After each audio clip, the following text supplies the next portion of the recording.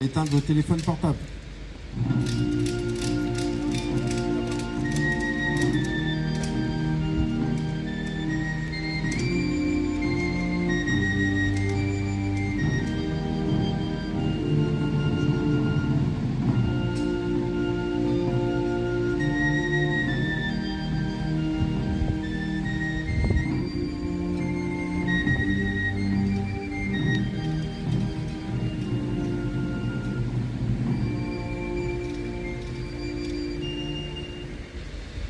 Vos drapeaux.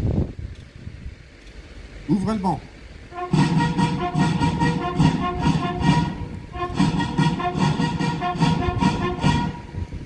Lecture de l'appel du 18 juin 1940 du général de Gaulle et du message de Madame Patricia Miralles, ministre déléguée du ministre des Armées, chargée de la mémoire et des anciens combattants, par Monsieur Cédric Lemaire, maire adjoint représentant Madame Sophie Doury-Lénère, maire de Creil.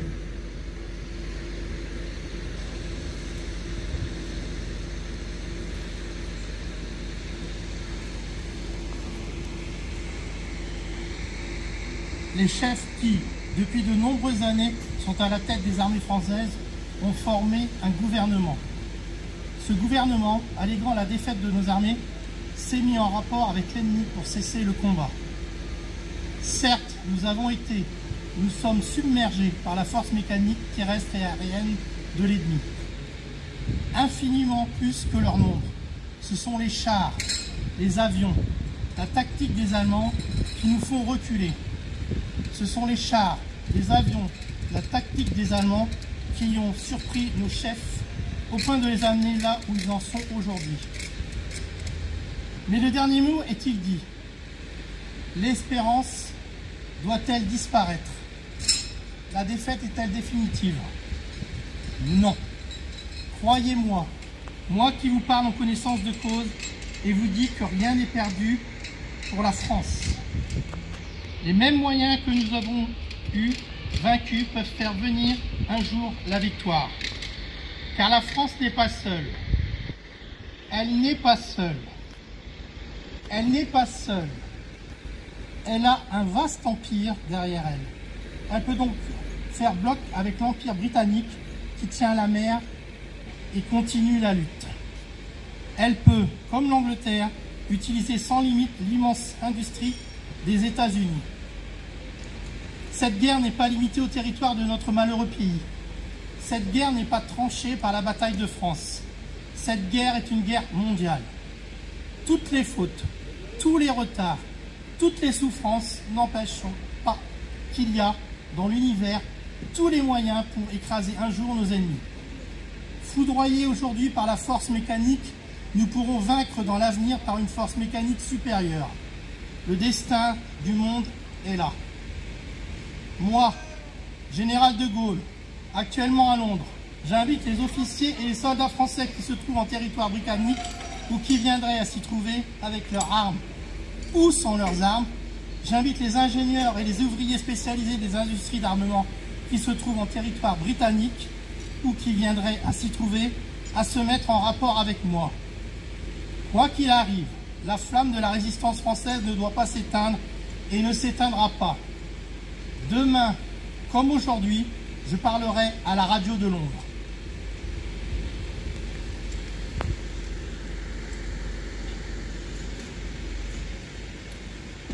Lorsque le 18 juin 1940, à 18 h, sur les ondes de la BBC, le cours de la guerre est dévié. Dans l'éclat brisé d'un monde en déroute, au milieu des cendres d'un pays dépossédé de lui-même, une voix dicte l'histoire. Une voix ferme, solidaire, prophétique.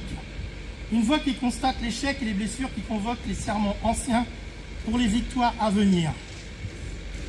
Une voix que la défaite n'a pas recouverte parce qu'elle ne venait pas du seul vacarme des armes, mais d'un souffle plus ancien, celui de l'histoire en marche, de la conscience en éveil. Cette voix, c'était celle de Charles de Gaulle, un général inconnu, naufragé de la défaite, sans troupes, sans moyens, sans gloire, encore. Charles, le prénom royal français depuis toujours, devenu républicain pour l'éternité, à l'heure où la République pouvait mourir. Il dit La France a perdu une bataille, mais la France n'a pas perdu la guerre. Il dit, la résignation comme la compromission nous sont étrangères.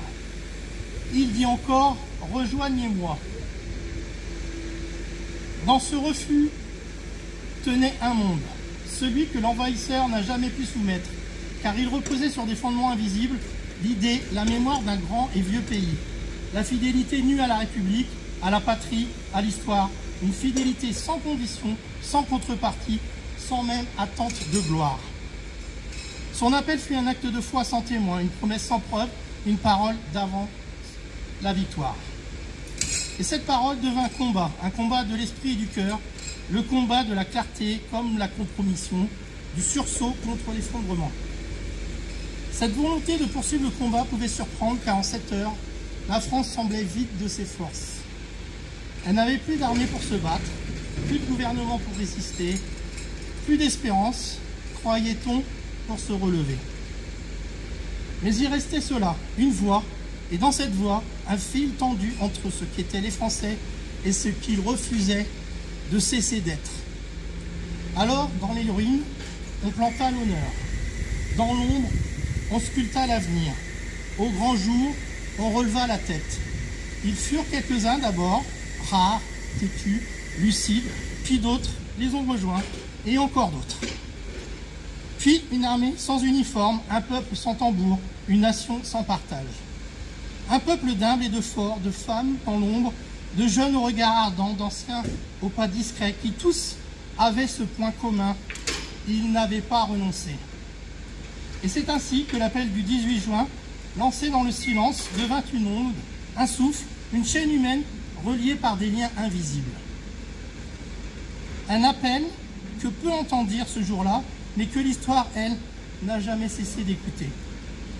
Depuis, le 18 juin n'est plus seulement une date, il est devenu un nom qui se désigne plus qu'une chose, l'espérance. Il trace le chemin rude et solitaire de la liberté reconquise. Il ne laisse derrière lui ni l'oubli ni l'effacement, il confie aux vivants une parole qui ne se fige jamais. Car ce ne sont pas des mots vaincus ni des mots écrits dans les archives. Ce sont des mots à creuser, comme la terre meuble après la pluie, comme les consciences nues d'un appel bouleversé. Aujourd'hui, nous honorons cette parole qui résonne en nous autant de fois plus fortement que d'autres et plus clairement que le site de commémoration des 80 ans des débarquements et de la libération. Nous a rappelé à quel point, dans l'état et l'appel du général de Gaulle, on pouvait déjà entendre l'écho de la reconstruction de la République, de sa démocratie et de son modèle social. Nous honorons les actes qu'elle a suscités, les mains tendues, les visages cachés, les vies offertes. Nous honorons le choix de l'honneur face à l'abdication, le choix du relèvement face à l'abandon. Et ce choix nous engage encore. Il nous enseigne qu'il n'est pas de fidélité à demi-mot et que celle-ci ne serait rien sans transmission. Il ne s'agit pas seulement de se souvenir, mais de continuer, de porter avec gravité et avec foi cet héritage de clarté dans un monde parfois incertain.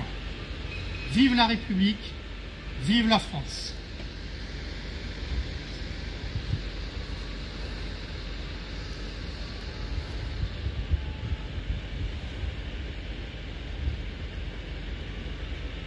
Fermez le banc.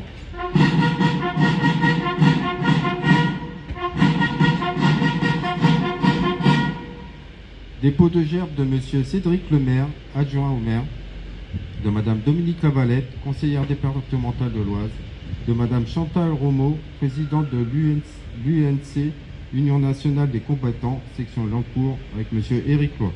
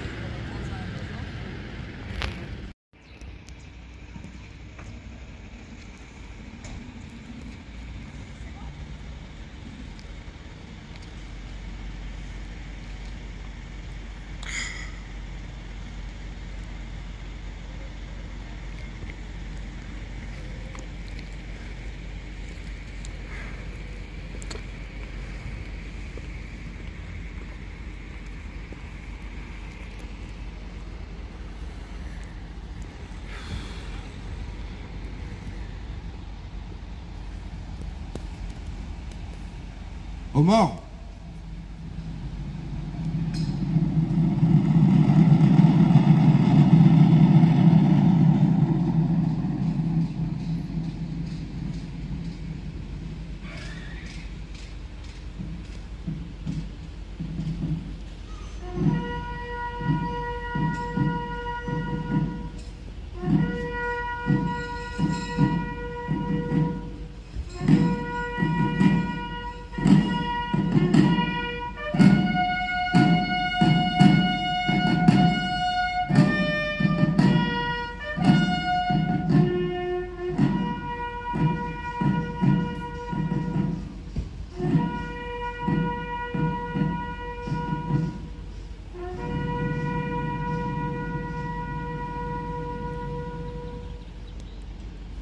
Mesdames, Messieurs, veuillez observer une minute de silence à la mémoire de nos morts.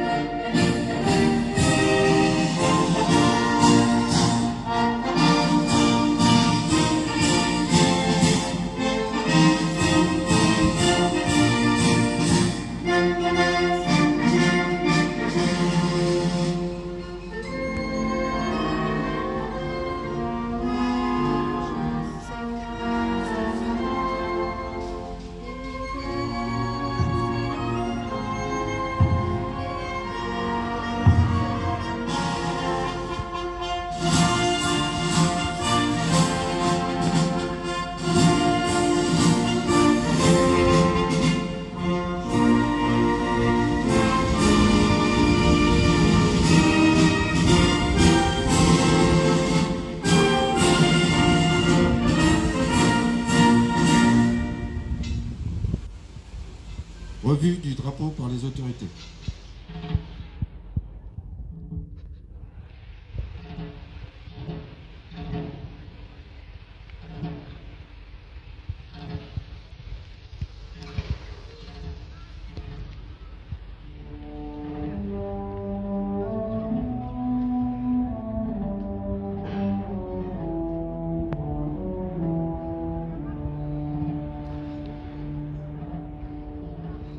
Messieurs, merci de votre présence.